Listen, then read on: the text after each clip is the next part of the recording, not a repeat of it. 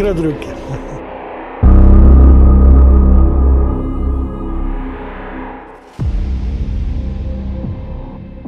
Godina je 2010. Jesen. Olimpijska dvorana Zetra blokirana je hiljadama ljudi koji sa nestrpljenjem iščekuju svoj ulazak. Posmatrajući tu gužvu, neko sa strane bi pomislio da ljudi pokušavaju ući na koncert nekog poznatog rock benda. Međutim, nije riječ bila ni o kakvom pjevaču niti bendu, nego je u prostoru ove dvorane seans se održavao Meki Tarabi, marokanski samoprozvani iscijeljitelj. U Zetri je isterivao đavole iz ljudi, liječio rak, glavobolju, zubobolju, bolove u leđima, sve to jednim dodirom.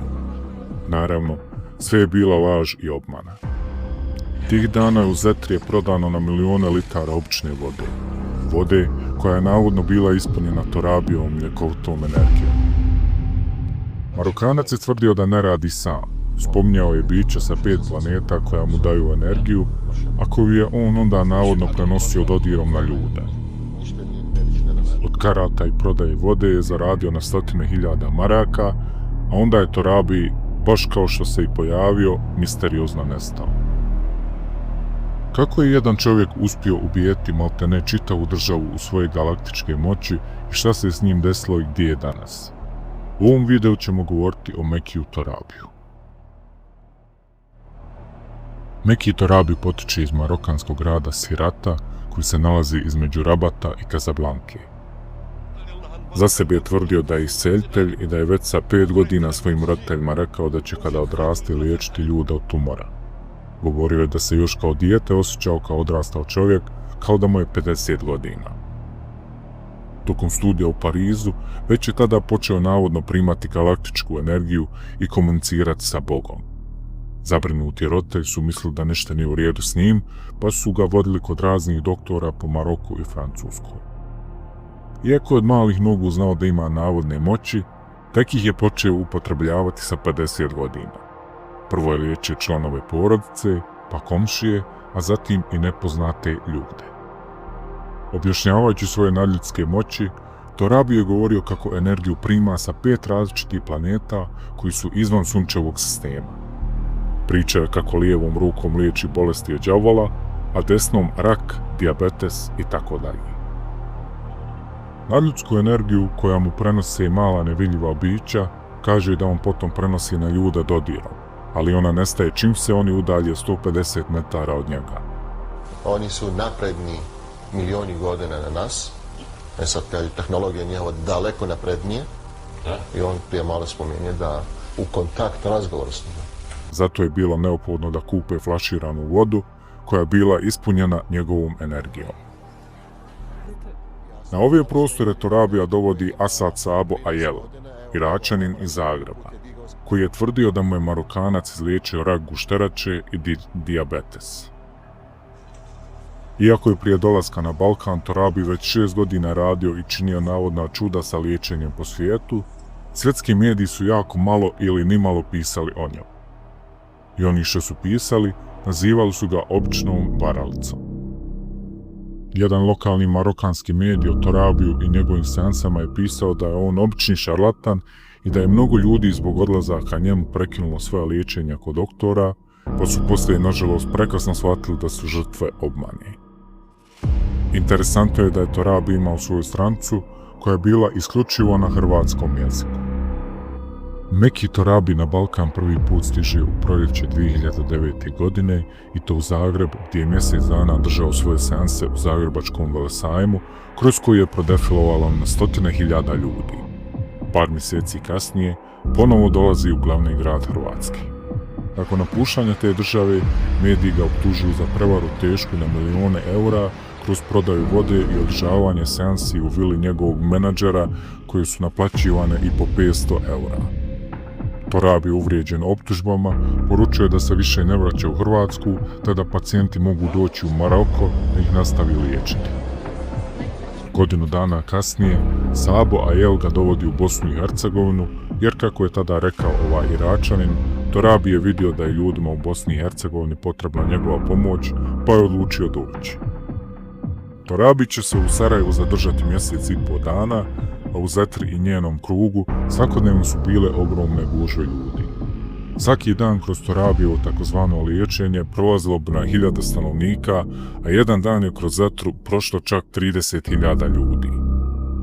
Stizali su ljudi iz bukvalno svih krajeva Bosne i Hercegovine, ali i država regiona. No, Torabijev 1,5-mjesečni boravak i njegovo takozvano liječenje izazvat će žestok otpor među određenim grupama. Znaš da ti dolazi energija sa 5 planeta, nije sa 7. Ništa drugo. Islamska zajednica u Bosni i Hercegovini se ubrzo ograđuje od Torabija i izdaje fetvu u kojoj se Marokanac optužuje za nadriljekarstvo, tada stvari koje on radi na seansama nemaju veze sa islamom. A ovi šalabajzeri i naša vlast koja ne zna spriječiti taj kriminal ili neće da ga spriječi, dozvolila je da pljačka naš narod. Što nije otišao u Maroko tamo pa pljačkao.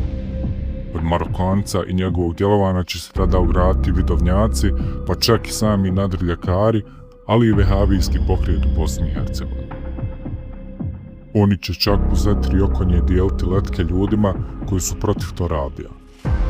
Jednu seansu će mu čak i pokvariti lažnom dojavom o bombi. Moj je dar od Boga i ja ga ne smijem naplaćivati. Reći će Torabi, pa se onda postavlja pitanje ko je pobrao na milione maraka od prodatih ulaznica, od naplaćenog parkinga, te od 100.000, ako ne i miliona prodate vode.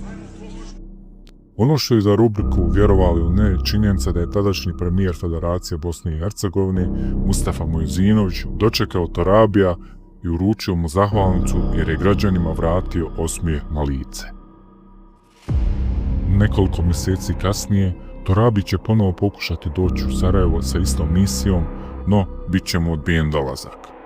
Ministarstvo zdravstva kantona Sarajevo uslovilo je Torabijevu dozvolu za rad dokazivanjem iscjeljiteljske sposobnosti u jednoj od zdravstvenih institucija putem testnog liječenja. Torabi će tada reći da se ne osjeća dobrodošlo u Sarajevu, te se više nikada neće pojaviti u Bosni i Hercegovini.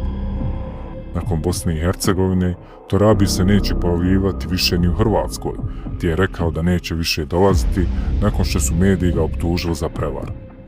Osim ove dvije države, Torabi je još dolazio i u Rumuniju. Nakon neslavnog kraja na Balkanu, njegov menadžer Asad Saba otkrio sredinom 2010-ih da je Torabi i dalje održavao seanse po državama poput Francuske, Kanade, Maroka. Međutim, to medijski nije bilo toliko popraćeno.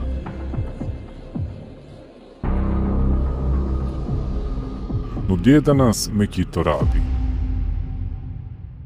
Ono što smo uspjeli pronaći kroz istraživanje je da Torabi danas živi u Maroku, te i dalje drže seanse. Torabi ne izgleda baš najzdravije gledajući ga na video objavljenom na jednom arapskom kanalu prošle godine, ali to i ne čudi s obzirom da je na pragu 74. godine. Njegov menadžer, Asad Saba, je preminuo u decembru 2024. godine, pa se postavlja pitanje kako mu je pored galaktičkih moći Torabi nije mogao pomoći. Na kraju, kako objasniti da su se neki ljudi stvarno bolje osjećali nakon Torabijevih seansi? Nada zadnja umire. Evo trnci nekih rad ruke. Jeste bili unutra? Jesam. I kako se osjećate? Pa bolje. Koji je vaš problem? Kičma. Kičma sad bolje. Nisam se mogao savijati, sad mogu skroz.